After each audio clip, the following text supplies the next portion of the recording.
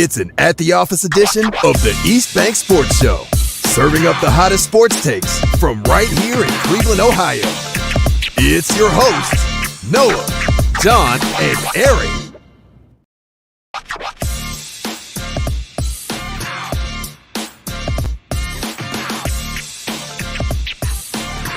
Back in to another office edition of the East Bank Sports Show. Hope you enjoyed the new intro. Eric, shout out to you for that intro because that video was fantastic. We got another one coming up for the regular live show that me and Matt do every Sunday. How are we feeling? College basketball is over. Me and Eric got to go check out what were we calling it? Wasn't it the Tourney Village or something like that? Tourney Town? Over at the Huntington Convention Center. That was fun. What were your thoughts on that, man? John, what's up to you too, by the way? I'm not trying to exclude you right now. No, it's good. I appreciate you guys sharing the video. Free throws are harder than they look, right, Jen? Oh, man. Shots fired. First of all, this guy bailed on us, and he's going to fire shots now. But no, it was awesome, Noah. I mean, like we said in the last episode, we talked just how much Cleveland shines when we do these events. And it was on full display. Tourney Town was amazing. You can feel the energy in the city over the weekend. I was actually driving today and I was kind of sad. I drove past the convention center and I was thinking, this really sucks that it's all over.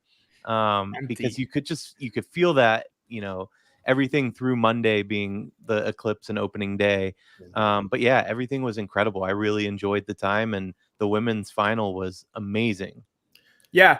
And I would say it was honestly better than the men's. I watched more of the women's than I did the men's. I mean, I know you're like a second, third team is UConn, so you're happy about how the men's turned out. I love Dawn Staley, so I'm glad South Carolina won, as much as, we've already talked about Iowa and the implications and everything going on with Caitlin Clark. We got a good basketball game. It was the second most viewed women's sporting event since like the 2015 or 2017. I forget what odd number year it was. Women's soccer World Cup final. So that's all fine and dandy. I just wanted to our city looks great. We put on a show. Like you hear millions of people who aren't Clevelanders might be in Cleveland, and you start thinking weather and what could go wrong. It was like 7 degrees, sunny. The eclipse was great. The basketball was great. People showed up and showed out. So, it was a good look for us too. Yeah, it was a fantastic weekend in Cleveland. And it's a fantastic Tuesday night to debate all of the AFC North coaches. So for everybody watching right now or listening in after the fact, I wrote an article for Fans First Sports, which is a part of the network, the East Bank Sports Show and the Fanatical Elves Network. We're all a part of that. I wrote an article kind of giving Kevin Stefanski this report card on what I thought he's done in his first 4 years as a head coach. I wanted to go through those criteria with these two because it sounds like a perfect office debate, breaking it down like this, kind of see what our thoughts are, our grades are on Stefanski, and then I'll go into what I said in the article, which is obviously also my opinion. And then we're gonna divulge a little bit. We're gonna go over the Steelers. We're gonna go talk about all 4 of the coaches in the AFC North. But we should have a fun little show here tonight. We started a little bit earlier, or a little bit later. I'm sorry about that. Than we planned. John had a meeting he ran over. No big deal. But we're all here now. Let's get into Kevin Stefanski. Eric, let's get these grades going. Give me your whole kind of take, what you're thinking. Let's get after it. Yeah. So first, let me start by saying that I do not like giving a letter grade. I think it's so arbitrary, but I give Kevin Stefanski a B-. And first of all, we haven't seen enough from him, right? He's still a fairly new head coach. There's been a lot of roster changes. He's a little over 500 right now. He's sitting at, I think it's 37-30. That does include a playoff win against the Pittsburgh Steelers. I don't want to not mention that because that was a glorious moment. And what he did this past year is more than commendable. Listen, I know we had an early playoff loss against the Texans, who, by the way, had the NFL Coach of the Year runner-up in D'Amico Ryans. But he took a squad that was absolutely demoralized when Chubb went down. And then we had how many starting quarterbacks. We were setting records in starting quarterbacks. We got the last ounces of life out of an aging Joe Flacco. I mean, what he did in this year was absolutely incredible.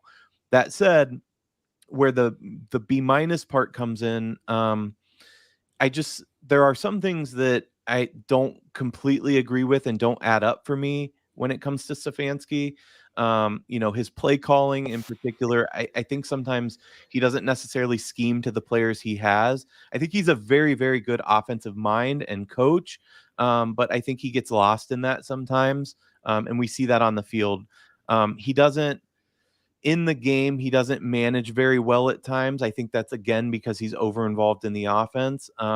We see it when he'll have an incredible opening drive or series or two, and then it kind of falls off. Those in-game adjustments aren't necessarily there.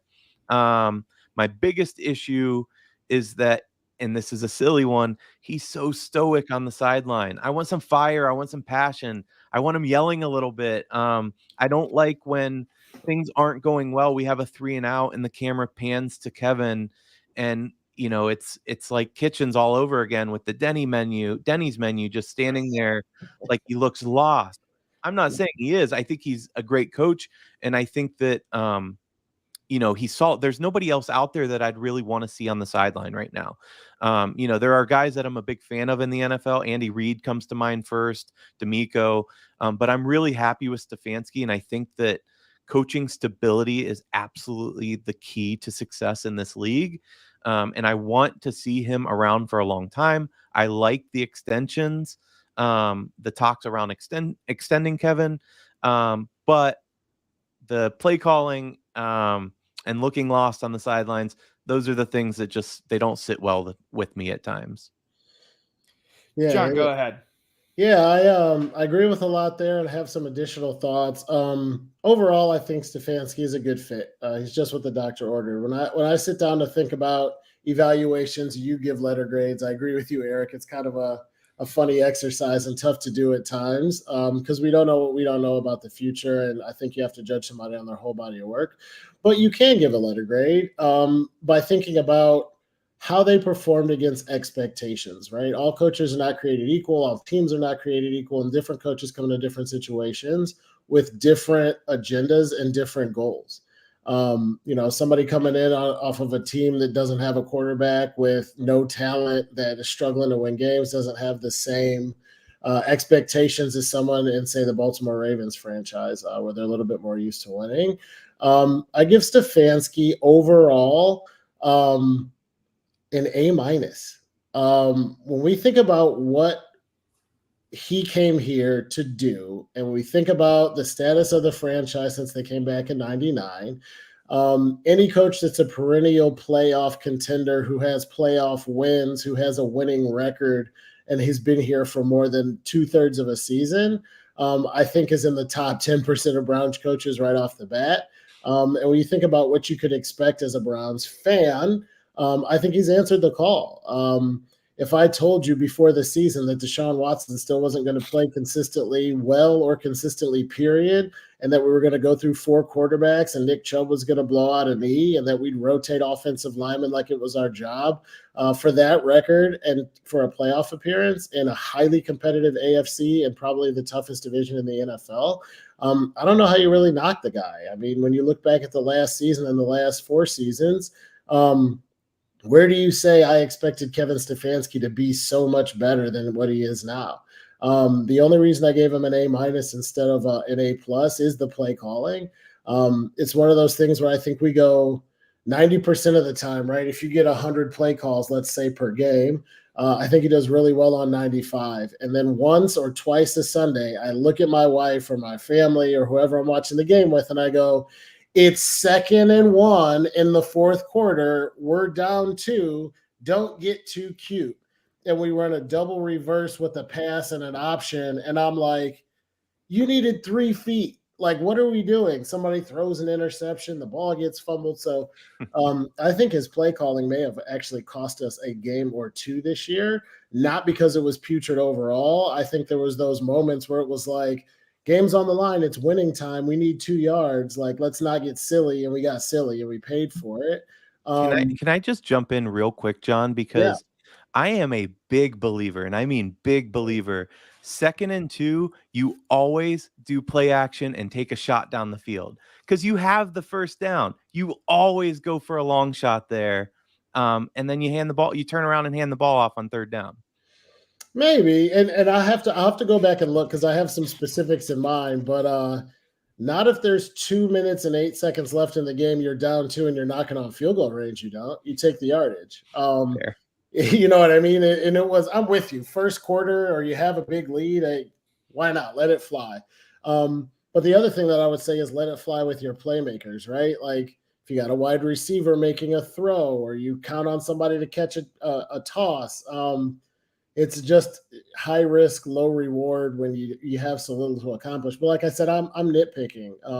It's not even whole games. It's specific situations. But overall, yeah, I'd give him an A minus. I think he's done a really nice job with the play calling being really the only area where I think he has some room to improve. So I find it really funny that you gave him an A minus. Now, for anybody watching at home, and I know you two know, I am the biggest Kevin Stefanski fanboy I think there is out there, at least in the East Side, in the East Bank of the Flats in Cleveland, right? I gave his overall right now a B. I think there's a lot of good there, right? I think there's a lot of good there. 2-time coach of the year, 2 playoff berths in 4 years. And, you both have mentioned some of the injury history and stuff that we have dealt with throughout the years. Baker deciding if he wants to play through the shoulder and all that. I'm thinking of the whole body of work right now. I also went down and I broke through some of the other categories and gave him grades. So, like, for example, I gave his media presence a C+ because him and Andrew Berry are notorious for keeping their cards like this, which is fine, but sometimes that's frustrating to us as fans when, we're in the Muni lot on a Sunday and then we find out DTR is starting against the Ravens and you paid $150 for a ticket. I wonder what happened there anyway. And then I go down and I break it to, his leadership, for example, and I give it a B-. And I want to go back to Eric's point about how Kevin Stefanski can seem to be not fiery because he's got his, Denny's menu, as us Cleveland fans, for whatever reason, have coined calling it the Denny's menu, even though it's a play sheet. And I gave him a B- there because a lot of what you saw out of Stefanski this past year, I thought was fantastic in terms of being fiery in the locker room after games, win the week, 1-0, as opposed to thinking about the bigger picture, just win the week.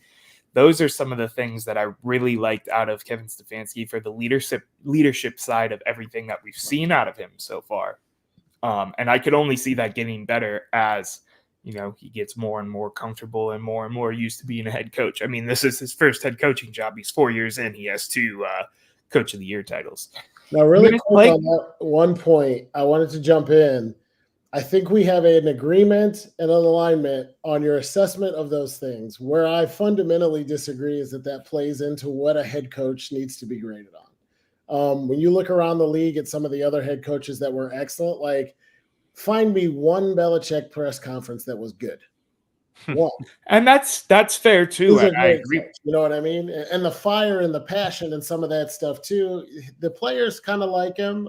Maybe he does it behind the scenes, but I felt like that was more like appeasement to the fans and how we view him.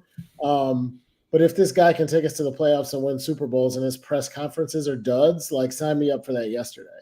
Well, yeah, I mean, absolutely. The key there, you just said, is winning Super Bowls. We'd trade off. I mean, we'd take a mute if he won a Super Bowls. And I will say, exactly. After every Browns game, they normally post on YouTube Stefanski handing out the game ball. And he always does seem like a very charismatic leader in that locker room. So you're absolutely right. It's coming from the fan perspective, but sometimes you want to see that passion. It goes back to, maybe we get a bad call. If he's fired up, it gets the fans fired up. It fires up the players. I don't know. Maybe he's just not that guy. I just want to see a little more of that, a little more expression. Little inside thing. We my oldest daughter works at a pizza place in Lakewood that shall remain nameless. And Friday night is Stefanski family pizza night during the season. He always comes in with $100 bill and puts it in the tip jar. So I'll give him the benefit of the doubt on the behind the scenes what we do and don't know, because he seems like he's generally a good guy too. I don't know if that's here or there, but fun story. Well, I love the since you bring story. it up. I challenge Kevin Stefanski to leave $200 next time. That's No, but crazy. I love that. That's great. That's crazy. No, back to my little spiel real quick. And I think you guys might disagree with me on this one. I gave his play calling a B. And honestly, thinking back on it, I'd even go up to a B plus, A minus. I think his play calling gets a lot of hate for no reason.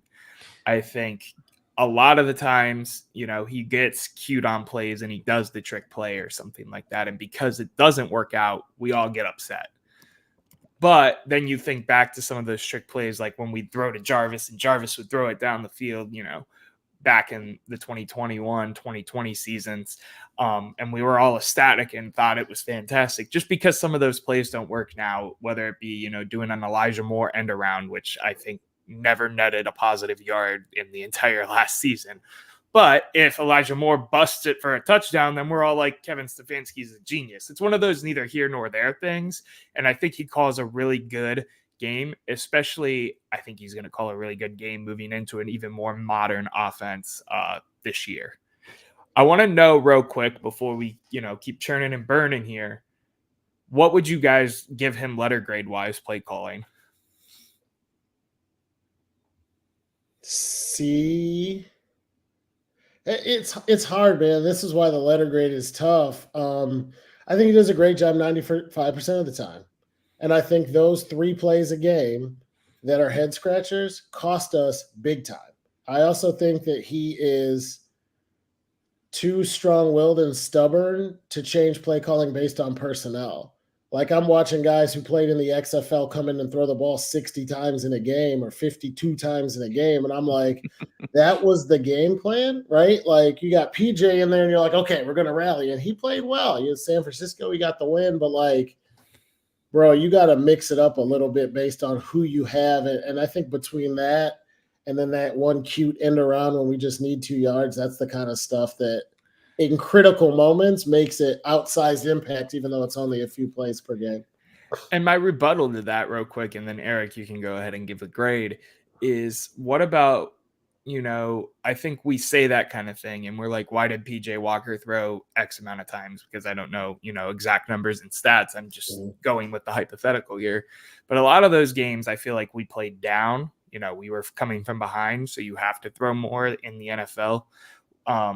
I think a lot of times he gets the flack for the hindsight when you're like, damn, PJ Walker threw 48 times against the Seahawks or whatever. And then you look back at it and you're either playing a close game with no Nick Chubb or, you're playing from behind and you can't really get the run game going. So you have to throw the ball. I think a lot of the time you get back to that and he gets a lot of flack for something that, as an analytic football team, because we're a very analytics driven front office and coaching staff, it's like 85% of the time they should be throwing the ball in this situation or whatever. That's just me. Eric, what would you grade him? Yeah, I mean, I think it's probably around that B minus C mark. No, I would say firmly B minus. I think John's right. I think that the scheming sometimes it doesn't seem to be there. You see that he really excels with a pro-style quarterback offense.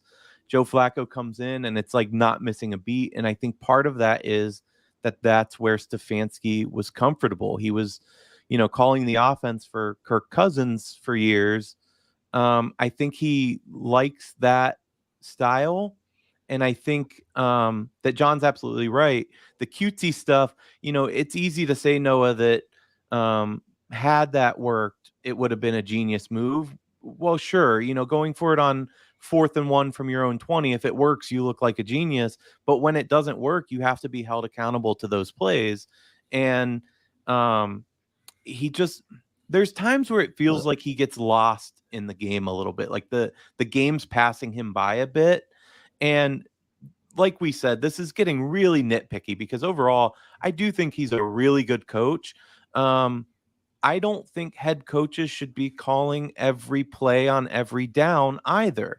I think your With you on that, too. responsibility as a head coach, it's bigger than that.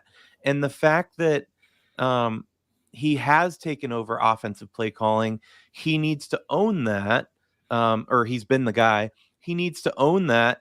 Yeah, the end around stuff, the cutesy stuff, it's like we just get in our own way sometimes. And when it stalls a drive, when you go out there and you do go 3 and out, or it's 3 straight throws that are incompletions, you just go, okay, what are we doing, right? I think he gets lost in that flow at times. Now that's to say, you're right, John, that I think some of those play calls have lost us games, but the vast majority of the time, that's not the case. I think that the calls kind of align with what should happen. And as a fan, it's so redeeming when you go, okay, I would do this on 3rd and 4, and then they do it and they succeed. Yeah. That's great. I love that. But yeah, he's got to be held accountable for those missed calls. And he's got to lead. I don't want to see him play calling, frankly. And I'll pile one more on, though. I know you want to move us along, but here's the other thing I'm talking about with situations and specific moments of high intensity. When we got to the playoffs, Stefanski ran the same stuff. And when they talked to the Texans after the game, the defense said that was the easiest game we ever played because we knew what was coming. I don't know if you saw some of those comments, but you're in the playoffs, right? In all sports, basketball, you got playoff LeBron and people turn it up a notch. In baseball, they're going down to every single pitch to do a matchup on hot zone, cold zone, what hitters hit the ball where, because when the playoffs are there, the magnifying glass is out and everything's times 1,000. Stefanski kind of said, hey, it's been working all season. I'm going to roll it out there. I mean, yes, those were bad passes by Flacco, but those back-to-back picks and some of that stuff, like, where's the innovation? Where's the chess match? Where's the strategy? We get into the doldrums of a 17-week season, looks pretty good week to week with a couple hiccups, and then somebody's game planning for you because the season's on the line. He wasn't up to the task. I think he would take as big a piece of ownership for that loss as anybody. And I think the play calling was vanilla, predictable. There were no wrinkles, and I think we paid a price for it when you see it in the final score. But you know what? I do think that you got to keep it in perspective because we came from a guy like Freddie Kitchens, who I swear Freddie was like a bad gambler. Like, red's going to hit next, and he just kept doubling down on it. So, coming from that to this, and I know it, I know comparing coaches to coaches is often not a great idea, but my point is we have come so far in our offense. And again, last year is an example of he wasn't working with a whole lot. I mean, our team was held together with popsicle sticks and Band-Aids, and he managed to field a playoff team and lose.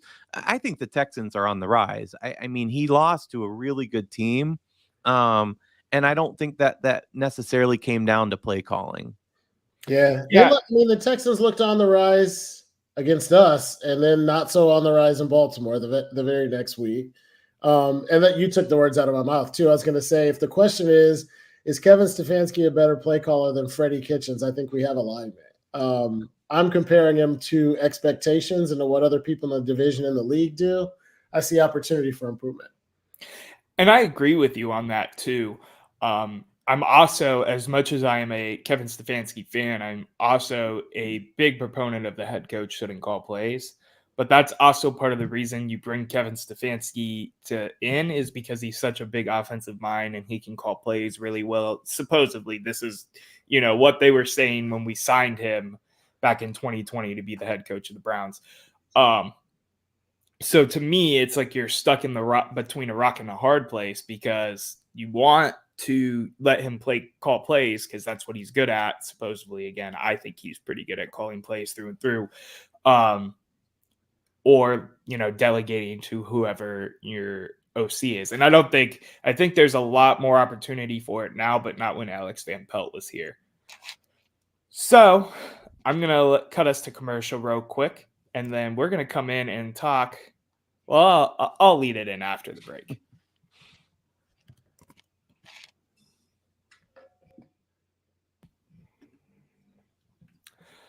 So we are back, and I thank you guys real quick for listening to those commercials. I want to shout out everybody at Fans First Sports Network, as well as the Fanatical Elves, and let you guys know if you hit download on your Spotify, Apple Music, wherever you listen to your podcast, it's really helpful. It helps us continue to grow and network, and also try to make some side change on this.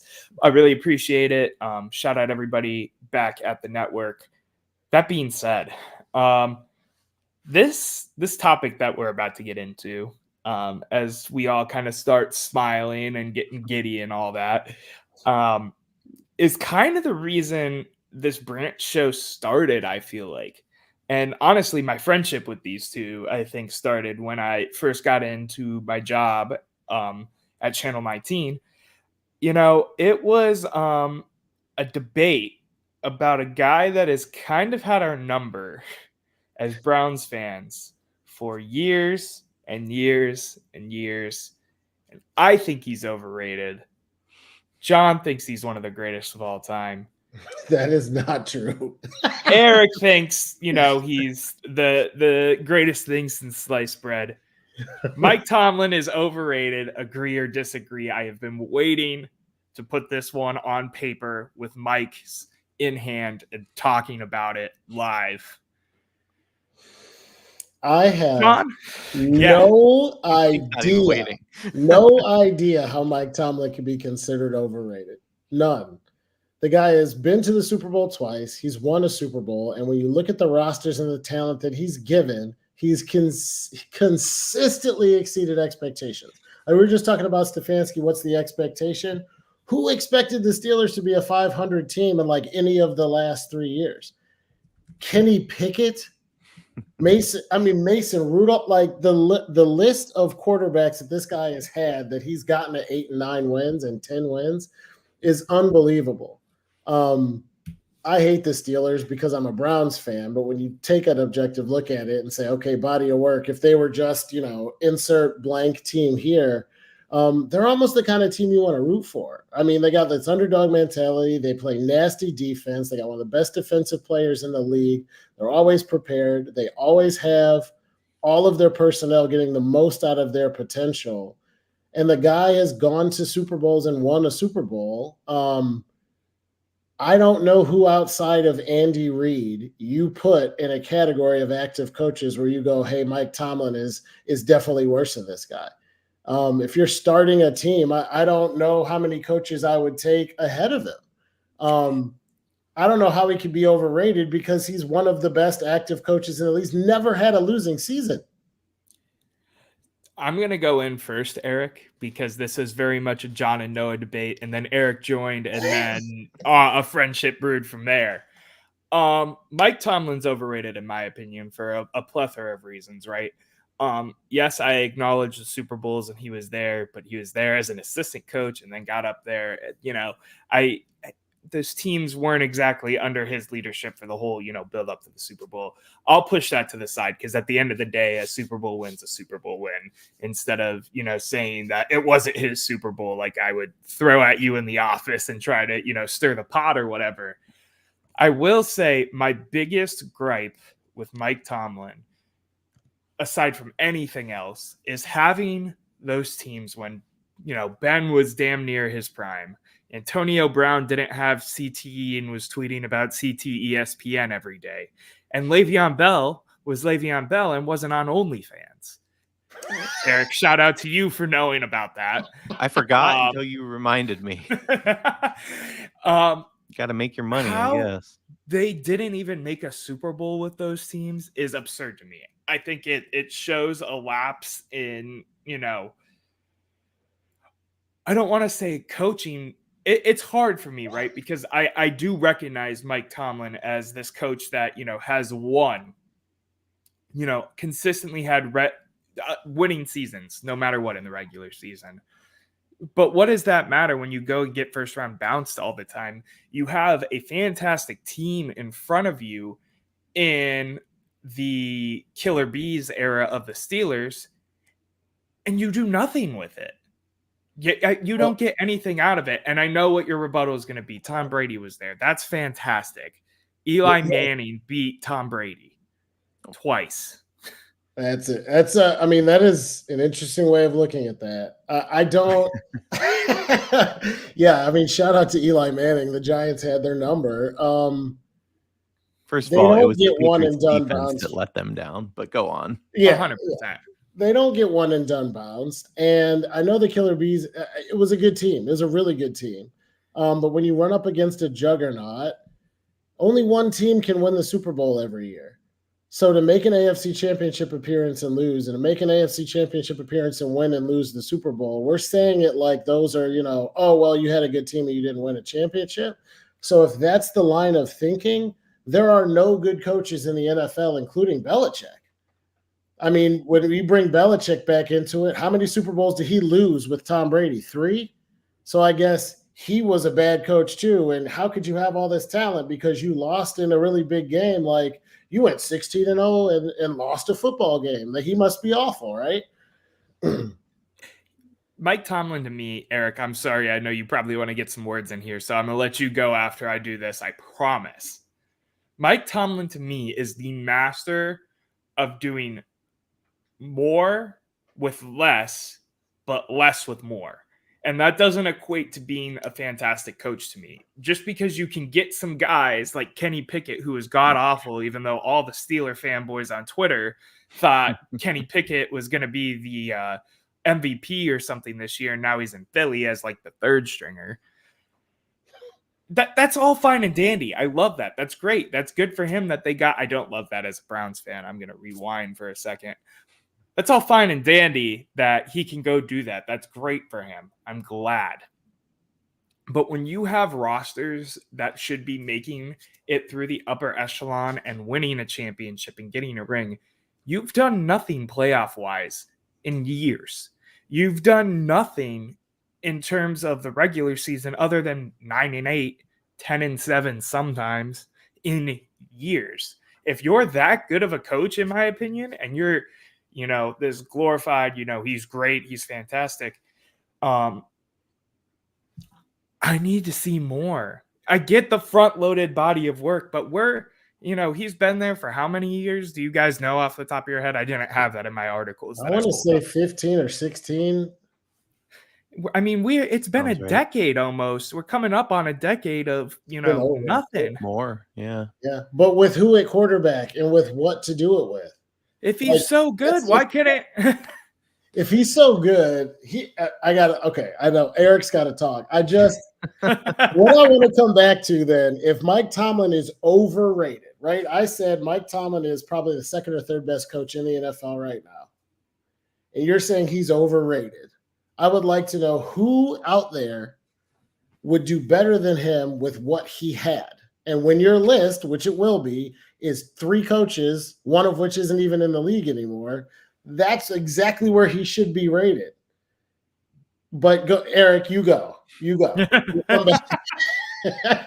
And I should say this is kind of how exactly the arguments went in the office. 100%. Me and John were cubicle buddies, and me were pointing. Anyway, Eric, go ahead. You two are on the extreme, and I initially thought that I was somewhere in between the middle of you two, but I'm not. I'm firmly on John's side here because, hear me out. First of all, do you think Dan Marino's overrated? He's one of the greatest quarterbacks to ever play the game. He never won a Super Bowl.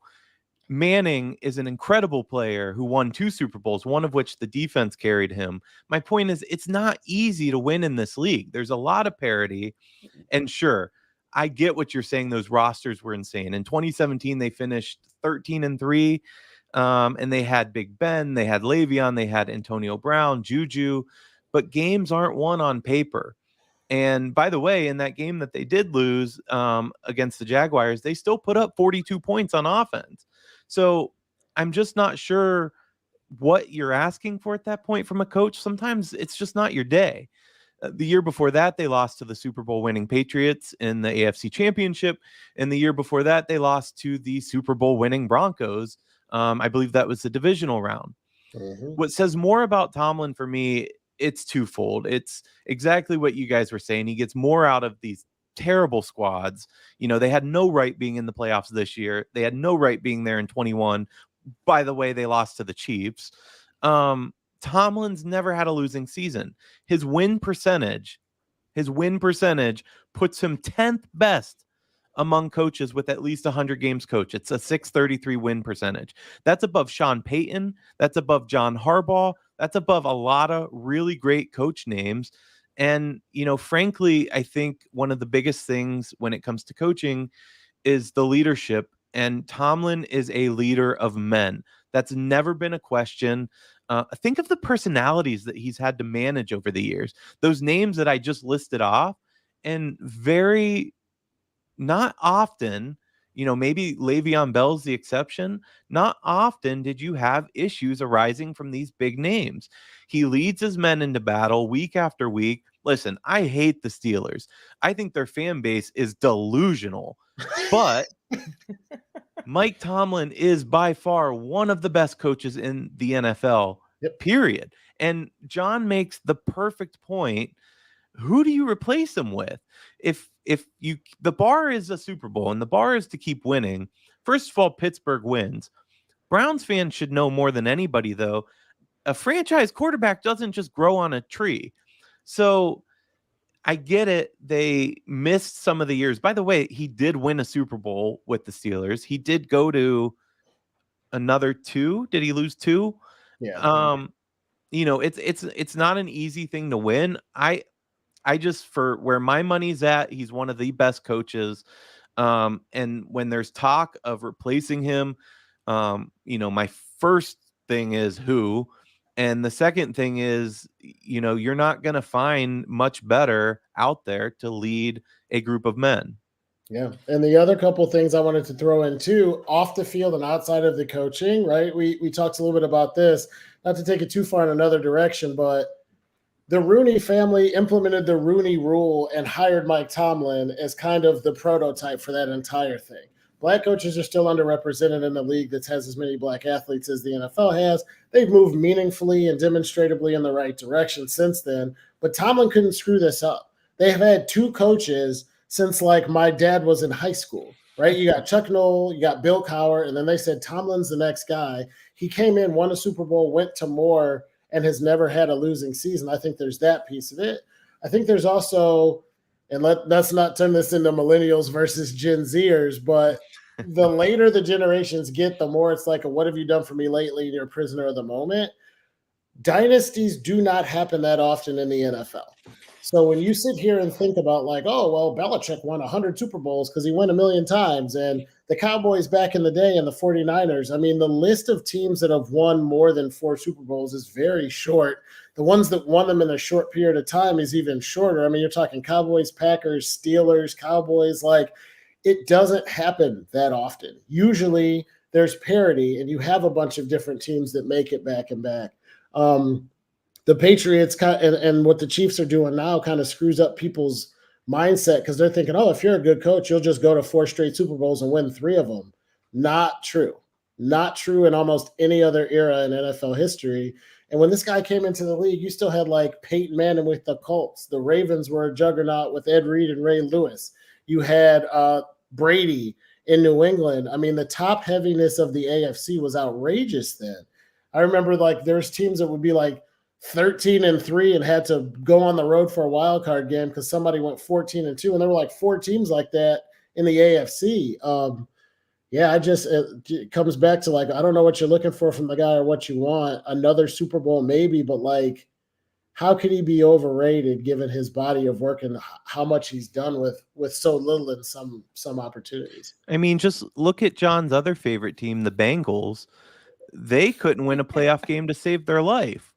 But those were still very good teams. Carson Palmer was still an excellent quarterback. Andy Dalton, maybe not, but it's tough to win in this league, man. So are you 2 done being Steelers fans yet on this? Oh, come on. Am I allowed to speak now? Is the Gen Z kid allowed to speak now? As Don threw at me. You mentioned not to me during the show, the later the generation, it's the what have you done for me recently thing. And there's truth to that. And I agree with you in that. But the more important factor here, the big picture factor, is that the NFL is a "what have you done for me lately" league. You could use Russell Wilson as a example. I mean, he was a fantastic quarterback for years. He has 1-2 bad seasons in Denver, and he gets cut, and they just eat his salary. That's neither here nor there. I think we all agree that Russ is kind of washed. Just using him as an example because it kind of applies with the Steelers thing. I'm looking at some of the sources I pulled, and my goal with the sources I pulled was to kind of go, behind enemy lines and look at what some of these writers and fan writers like myself are writing about Mike Tomlin, even up to last season. The first article that came up, he refused to call it the Mike Tomlin era anymore. He called it the Mike Tomlin error. The second article I pulled up is talking about how the Steelers lost to the Cardinals, and the headline is "Blame Mike Tomlin for the Steelers' loss." When the fan base is starting to turn too, there's something to be said there. And I wanted to use that as a point. And I also wanted to use the point real quick before I get back into my little spiel that there was a poll on one of these articles that I, of course, took and said that Mike Tomlin should get fired. That was, yes, he should get fired, basically. No, he should not get fired, or let's see what happens. And 86% of the votes, there was 1,600 respondents, 86% of the votes on a Steelers-focused article, so these are Steelers fans, voted that Tomlin should be fired. I did mention Steelers fans are delusional, right? Yes, you did. And I'm with you 100% on certain aspects of that. Well, how do you square, Noah? Answer this. And I know the body of work is shorter, but if you're a huge Stefanski fan who is a little over 500, and keep in mind, he had some crazy rosters too for a guy that is over 600 winning. I mean, how do you square Stefanski's a better coach than Tomlin? Well, I think one aspect of that is the shorter body of work right now. I think if you're talking about the, more with less argument that I used, I think last season Stefanski did 10 times what Mike Tomlin could have imaginably done with that Browns roster with 5 different quarterbacks.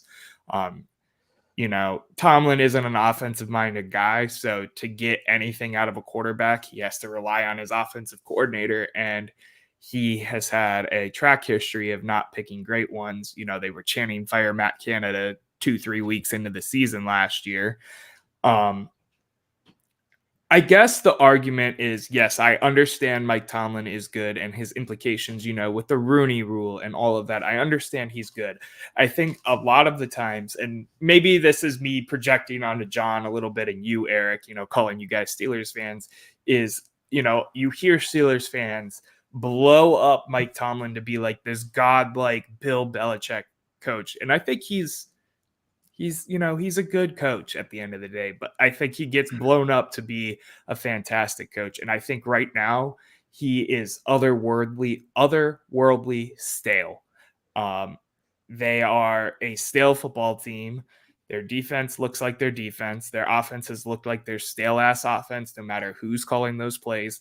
And it might be time for a change. One of you guys mentioned, who would you put in there right now? Yes, thank you. I was going to say, and quick side note, fans are fans. It's short for fanatic. Usually homers are dumb. We're dumb when we're talking about the Browns. I mean, they want to run Ryan Day out of Columbus for losing like 2 games in 4 years. Fan bases. Noah's one of those guys. So are you, Eric. No, I'm a big Ryan Day guy. That is objectively false. Abjectively I'm not false. a fire Ryan Day guy completely. I just need to see a little bit more out of what's going on this year. This is the year that's make or break. We're getting off topic. Back to what you were saying, John. You could put a poll up that says, is the earth flat or round? And you'll get 15% of people to say something stupid. Like, I get it. People say stuff about Tomlin. Does not make it true. He might be getting stale.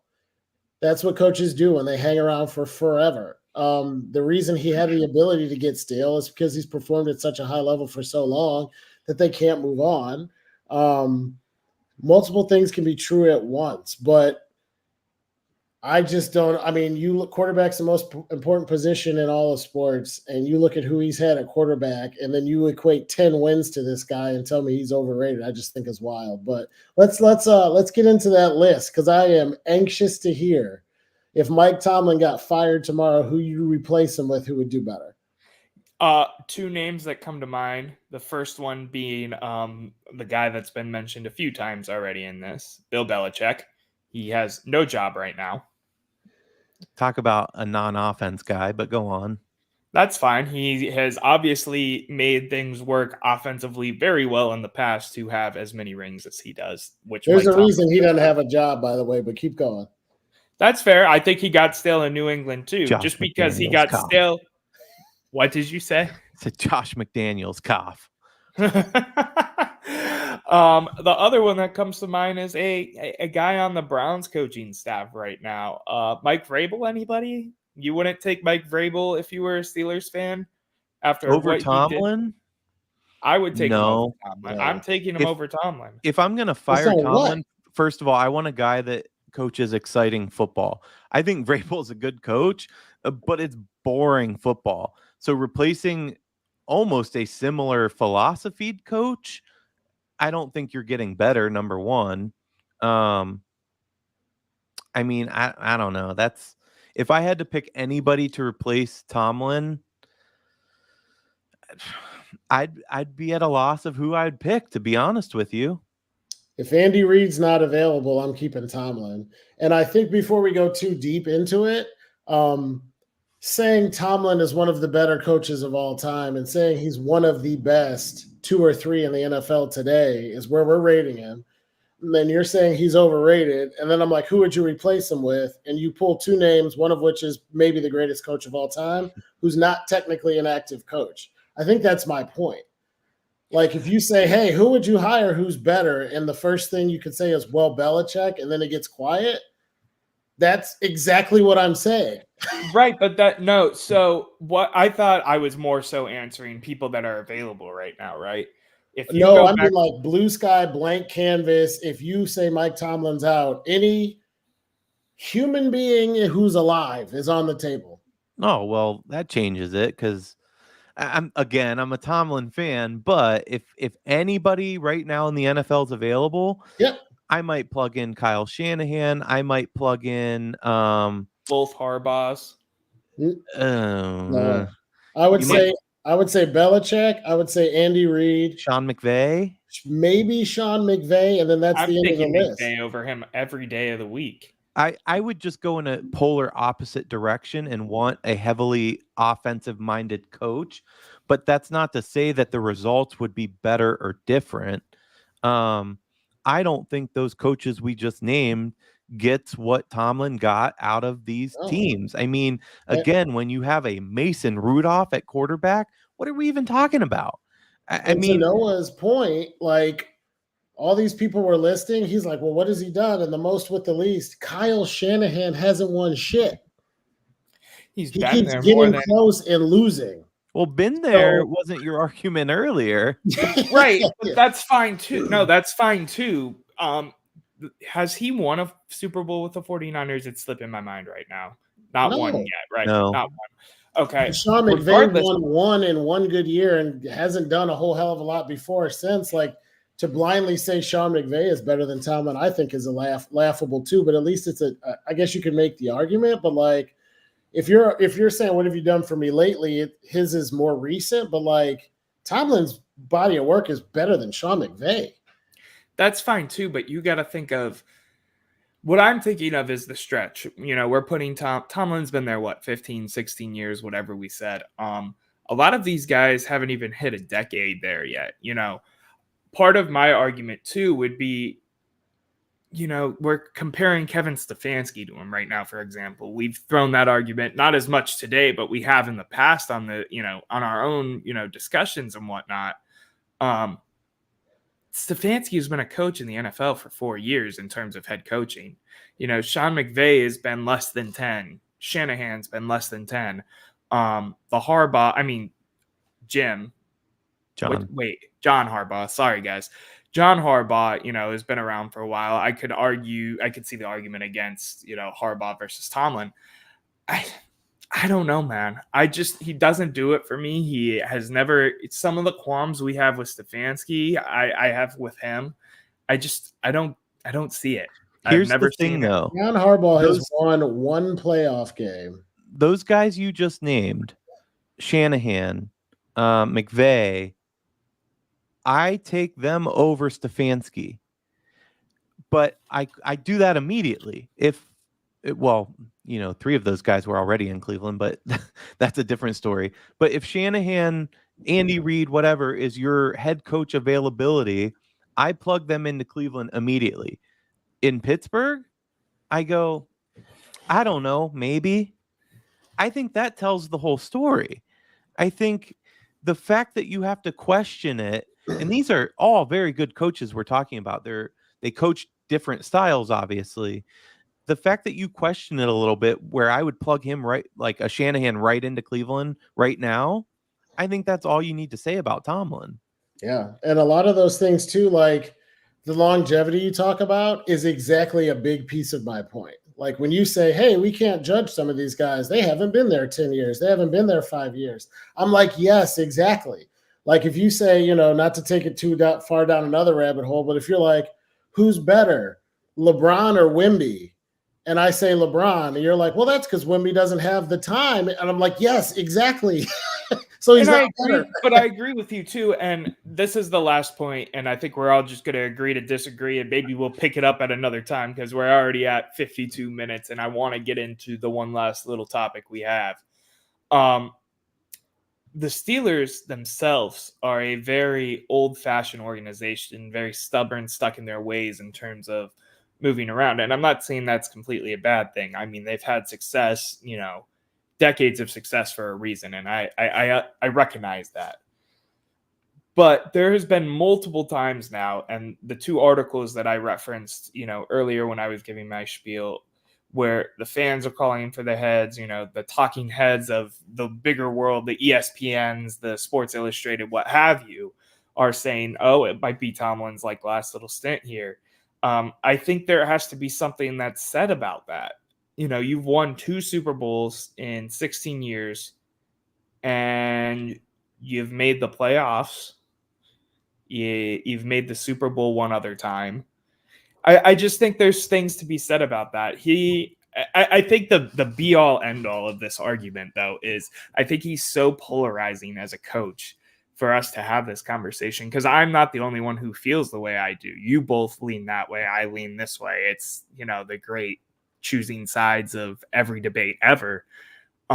He's polarizing because he's done a lot of great things, and he's also made fans and non-fans and haters like ourselves scratch our heads and be like, what is he even doing? What has he got going on? Anything else you guys want to wrap up into the Mike Tomlin thing real quick? Yeah, just one last note. I think he's polarizing in part, though, because we're talking about one of the most, this really pains me to say, one of the most storied franchises in NFL history. When you're a Browns team, when you're a Steelers team, when you're a Packers team, that expectation is automatically higher. For better or worse, the Browns have not been good in a very long time. We're finally coming into our own. Hopefully that means, marching to a Super Bowl. But regardless, since coming back in 99, that's still been the expectation. It is Super Bowl or bust. Steelers fans are a little bit like Ohio State fans. They've been spoiled. Ohio State hasn't won the Natty in over a decade now, which seems insane, almost a decade. 2016, or 2015, but we're spoiled. We expect to be there every single year because we're talented, because we're one of the most historical and storied programs of all time. I think the same can be said for Pittsburgh. If Mike Tomlin were the head coach with this same record and same body of work in, say, I don't know, Jacksonville or San Diego, I don't even think it's a question.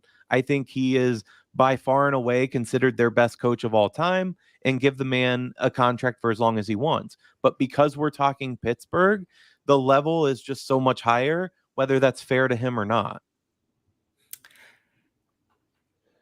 John? I'll keep it short and sweet. I hear a lot of people in the NFL, and they all say the same thing. You start listening to the fans, you're going to end up sitting with the fans. There's a reason they run the organization. There's a reason he's been there that long, and it's because he does the job at an elite level. And if they re-up him or he decides not to retire, I believe he'll continue to do it at an elite level until he hangs it up.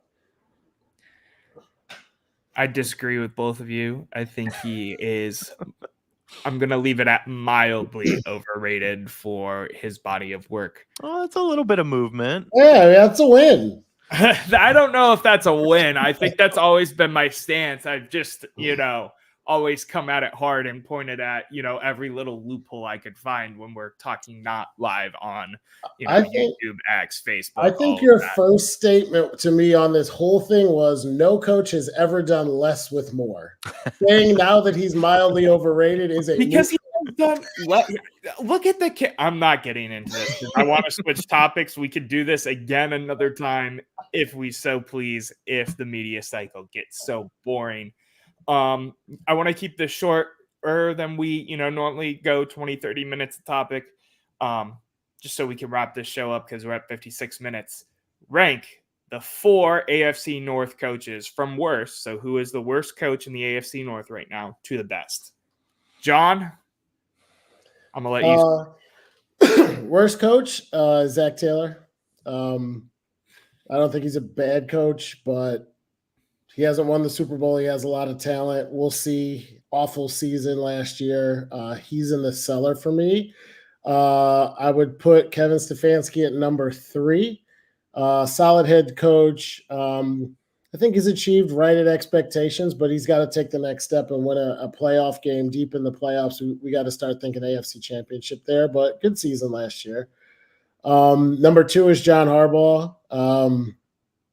He could both be underrated and overrated. I kind of come out in 2 different camps on him. He's a great regular season head coach, but in the last 10 years with the MVP at quarterback, he's won 2 playoff games, one of which was just a few months ago.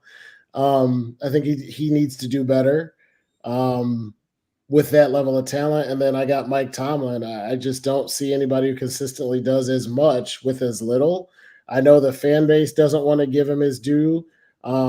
But of all the coaches in NFL history with that many games coached, Eric, you said 100. Of all the coaches with 200 games, he has the 4th best percentage of all time, and he's 3rd among active coaches. I don't know.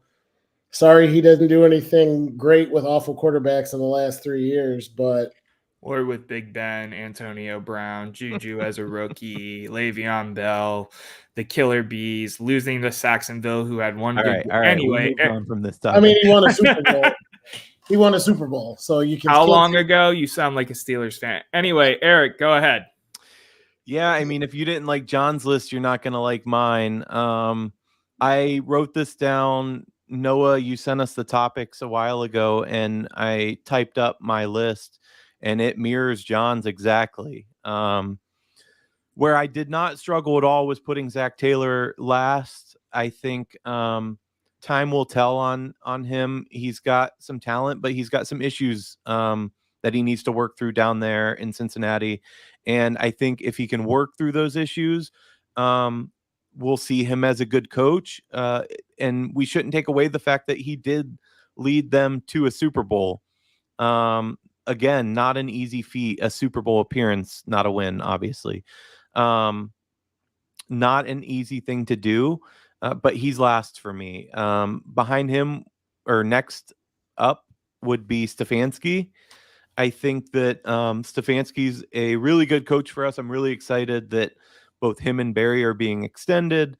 I'm a fan, but it's kind of like prove it. I need you to show me something. I need you to take this team far. And I need, even if we have less, I need you to do more. Where I struggled a little bit was between Tomlin and Harbaugh. I think Harbaugh is a really good coach as well. It has been a long time. Yes. I think that the issues in Baltimore, I don't know, man.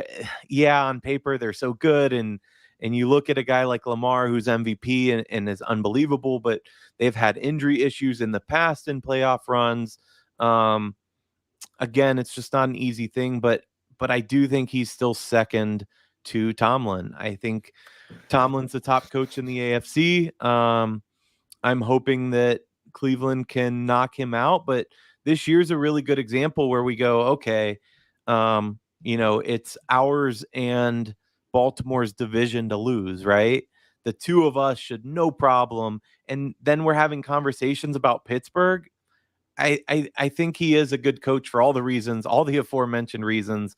I won't get back into it. But as of now, I would have him in the one spot. Now, if Baltimore goes on to win a Super Bowl next year or win 2 Super Bowls, I think Harbaugh flips and goes ahead of Tomlin for sure.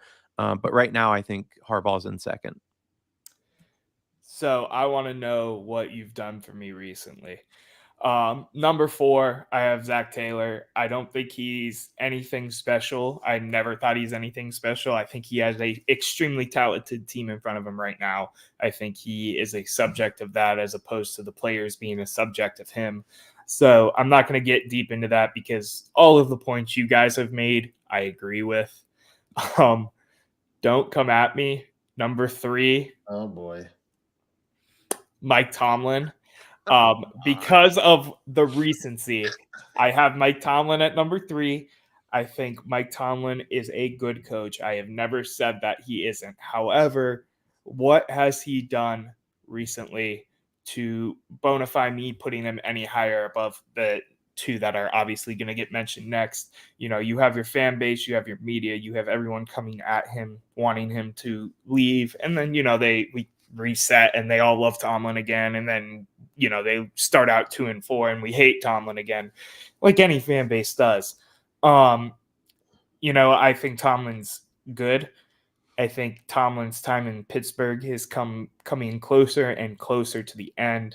I think that writing is on the wall if they don't turn something around, whether it be with Russell Wilson and Justin Fields this year or next year. That's kind of why I have him at 3. Overall, he would obviously be higher. He's the longest tenured, I believe, out of all 4 coaches right now, right? How long has John been there? I don't think as long as Tomlin's been in Pittsburgh. I think it's close. It's pretty close. It is close. Number 2, I have Stefanski right now, solely based off of the body of work through the short time. Which is, the 2 Coaches of the Year awards on top of the 2 playoff berths and everything that was the 2023 Cleveland Browns season. I think he is shown to be a fantastic coach because of what he did with, 16 different starting quarterbacks, the second string O-line, Jerome Ford at running back, the same narrative we've talked about for weeks and weeks as Cleveland Browns fans and months. I have him at number 2 right now just because of what's going on and what I've seen out of him in 4 years. And then number 1, I have Harbaugh. The whole situation in Baltimore is interesting. And I think, Eric, you brought this up because, they get hurt. They have a guy like J.K. Dobbins who looks like he could be a perennial, top 10 running back for a period of time very quickly. And then he tears his ACL and then he tears his ACL and then he tears his ACL. And I don't think he's even on a roster this year, let alone a practice squad or, a 90-man, waiver pick right now. I think he's done a lot over there. I think he's done a good job of pivoting and picking up, where he needs to go, moving away from Flacco and moving on to Lamar when they kind of saw what they had with Lamar. I think there's a lot of good that has come out of him.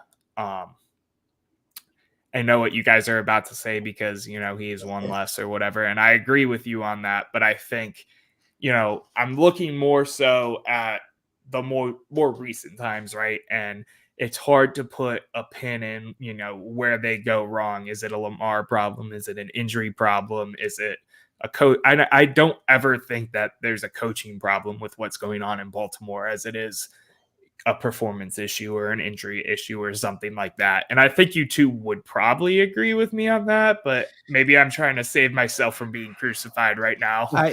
I gotta say, I'm flabbergasted because every point that you gave for Stefanski and every point that you gave for Harbaugh right now was everything you said against Mike Tomlin. You said that Stefanski has made the playoffs. Well, whoop-de-doo, he made the playoffs and lost in the first round. You said that that Harbaugh has had injuries and it's not his fault what's going on with everything. Single point you made was the opposite points that you made for Tomlin. John, I'm gonna let you dig into me real quick too. No, I was gonna say the same thing, man. Eric took the words out of my mouth. I just don't. It just doesn't add up because it's like, well, if we're talking short time, it's this, but if you're talking long time, it's this, and we'll just flip it for Tomlin. I think the good news is that I don't think we're going to have to wonder for long. I think we're going to shut this argument down here in the next year or two, because I think with Russ Wilson and Justin Fields, if Tomlin sticks around for another couple of years, he will remind everyone how good he is. And it pains me to say that, but this is the nastiest division in the NFL. And I got the Steelers winning like 12 or 13 games next season, so we can get into that another time. But like, he'll remind you of why we're saying all these things, and that, you know, when you give him somebody better than Mason Rudolph, he can do some pretty cool shit. I hope you're so wrong. I hope so too. I know you're so wrong. I'm still gonna stick by my points for one sole reason: is it is the now versus the body of work. I have never, I'm not trying to discredit Mike Tomlin when I call him overrated. I again think it is a issue of the fan base and what have you done for me lately? And in terms of what have you done lately, not much. If we compare it to Harbaugh, in my opinion, I think he's even done more than Tomlin lately. They've won a playoff game here and there, at least. I don't even remember the last time the Steelers have won a playoff game. It was before 2020.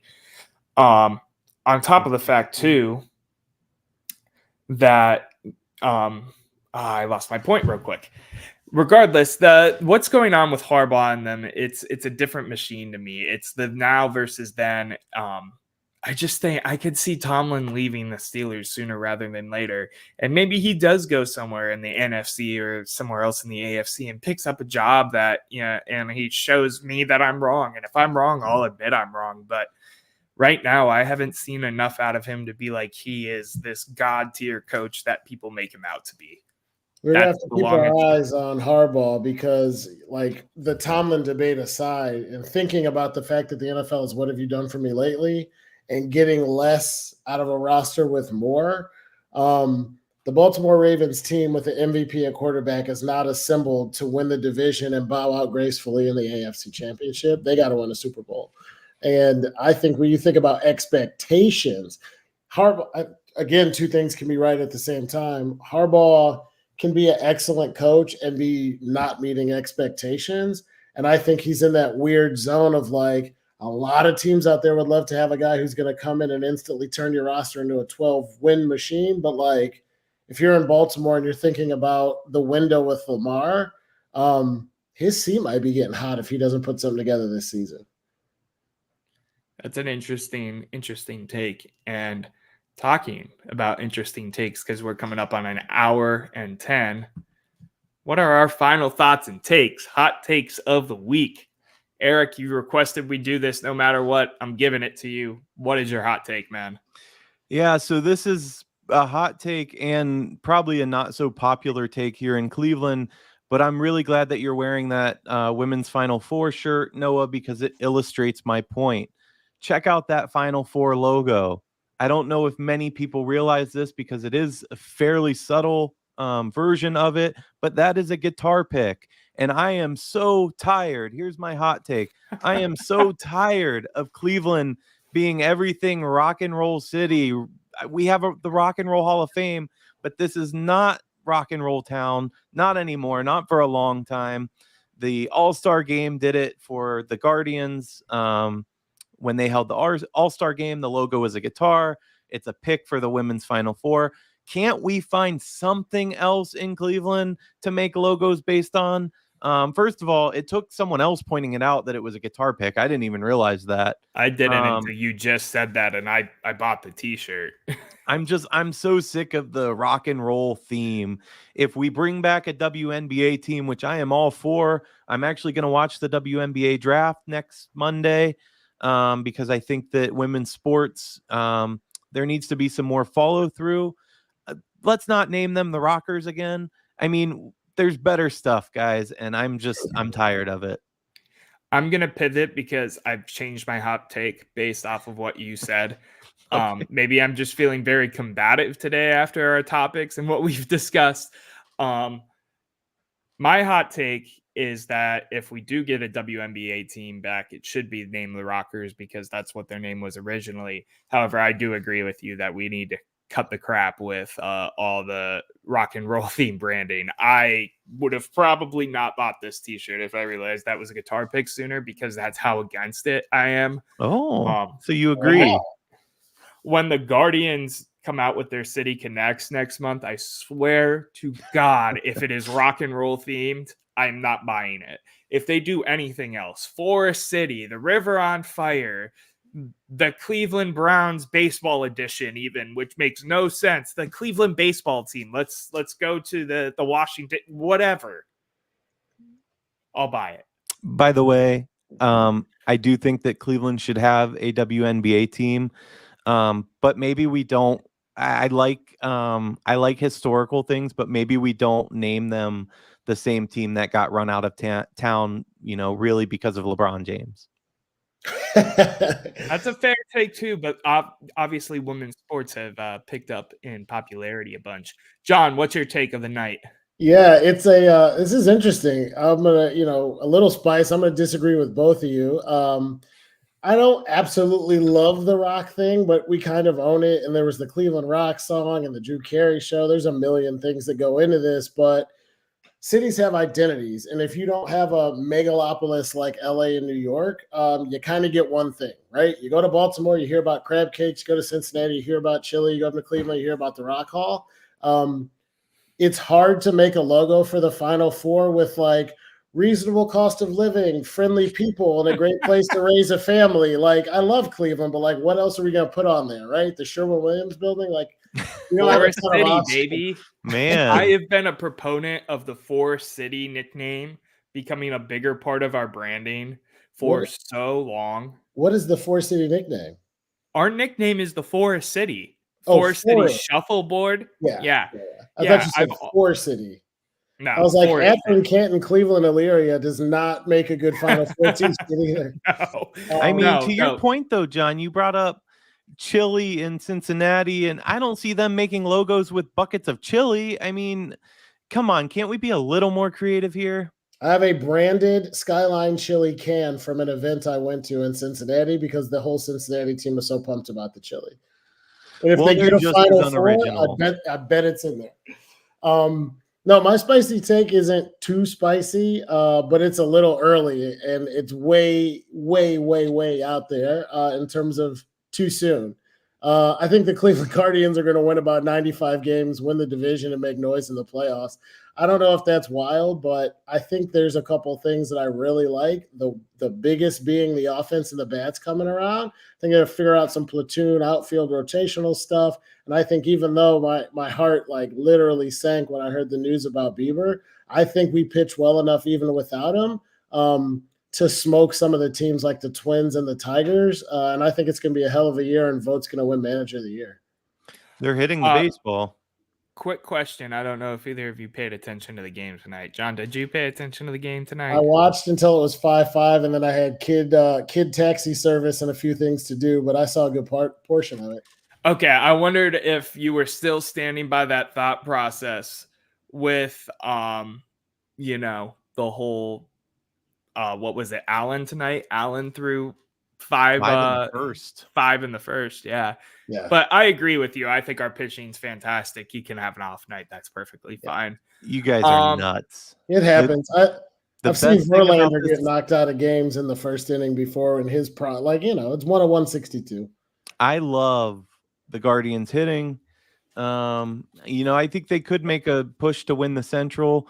My most exciting thing about the Guardians this year are the new blue seats. I think those blue seats look amazing. I'm really disappointed they didn't do the whole stadium. Like, how cheap are we? We couldn't do it all in one go. But the blue looks nice. Yeah. My friend worked for the construction company putting in the blue seats. They literally had to bring them in sets of 3. So they have a flatbed, and it was just laid out in sets of 3, and that's part of the reason they couldn't get even the whole lower bowl. You had done. all winter. You're telling me you couldn't hire 5 more flatbeds? Yeah. I'm with you on that, but I guess that might be a cheap Dolan thing. That's neither here nor there. 100%. Listen, we are at an hour and 15 minutes, almost an hour and 16. I'm sorry to both of you. We could talk all night, I swear. But thank you, everybody, for tuning in and watching the East Bank Sports Show at the Office Edition. Don't forget to hit a download. If you haven't hit download, it helps us out a bunch. Hit subscribe on all of our socials. Follow us. Shout out to Eric and John. Their Twitters are listed on the screen if you're watching on the screen. So is mine. Give us all a follow. Check out our takes in the meantime. And I appreciate everybody for tuning in to another episode of the East Bank Sports Show. Everybody have a great night, day. I got it.